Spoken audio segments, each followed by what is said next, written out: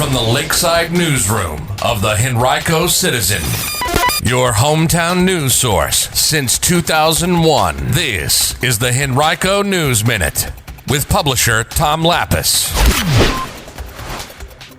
New census data coming soon for Henrico County will tell you what it means for the county's magisterial districts. And an early morning crash claims 4 lives in northern Henrico. We'll have details in today's Henrico News Minute for Thursday, May 27th, 2021. It's brought to you today by Henrico County. And now for the news. Well, an early morning accident on I-95 yesterday morning in northern Henrico left 4 people dead and 3 people injured. A Chevrolet Impala was traveling northbound on the interstate when it ran off the left side of the road and into oncoming traffic. There it was struck by a Tesla going southbound. That car then barreled into a Ford van in the right-hand lane. It was part of a work zone at the area. Now, all 5 people in the Impala were ejected. 4 of them died. The other is in the hospital. Virginia State Police are now investigating reports that gunshots were heard just prior to the crash. A dog that was in the Tesla was later found by someone nearby and returned to the family. Well, every 10 years, localities across the country adjust their voting boundaries because of new data from the U.S. Census. That'll happen this year in Henrico and elsewhere. The Board of Supervisors Tuesday night heard a little bit of an update about that process and how it might look. Now, in past years, county officials have termed the process redistricting, but this year they're calling it reapportionment in order to not confuse residents who are accustomed to hearing the redistricting term in connection with school boundary changes.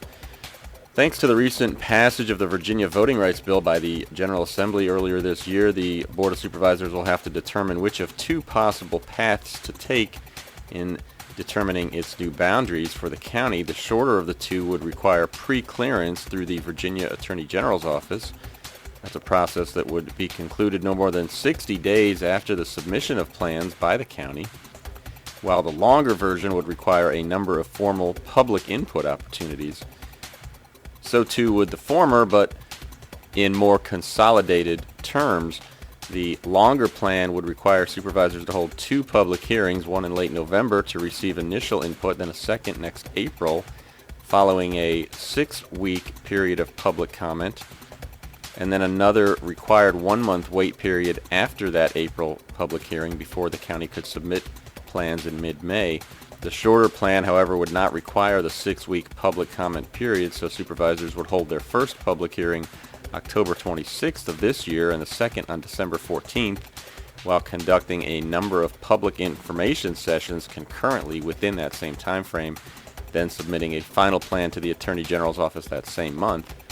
Now, for decades, Virginia was one of 16 states in which localities were required to submit their reapportionment plans to the U.S. Department of Justice for pre-clearance. That's the term for approval of plans by a state or federal entity. The Voting Rights Act of 1965 mandated that form of federal approval as a way to ensure that changes to voting boundaries or structures were not discriminatory. Those 16 states had histories of low voter turnout or discriminatory voting practices. But back in 2013, the U.S. Supreme Court ended that requirement for Virginia and others, determining that it was no longer necessary. The new Virginia Voting Rights Act, however, mimicked the requirement as a way for the state to provide some oversight for boundary revision efforts. Glen Allen resident Ron Mellinson calls himself a fixer. His mission is to bring awareness to the dangers of homemade, improperly secured, stolen, or unregistered utility trailers towed by passenger vehicles all across the United States. Mellinson's advocacy for roadway safety originated in the early 2000s after he witnessed a homemade trailer fatally strike a woman. He then created the website dangeroustrailers.org in 2004, launching a campaign to eliminate those types of accidents through data collection, education, and public awareness programs, among other efforts. Today on HenricoCitizen.com, we take a deeper look at Mellinson's efforts and what they have led to. You can read this article right now on our website by clicking on Community. Today's Henrico News Minute is brought to you by Henrico County, which is asking you, how do you want to hear from the county? Visit publicinput.com/Henrico News to take a brief survey.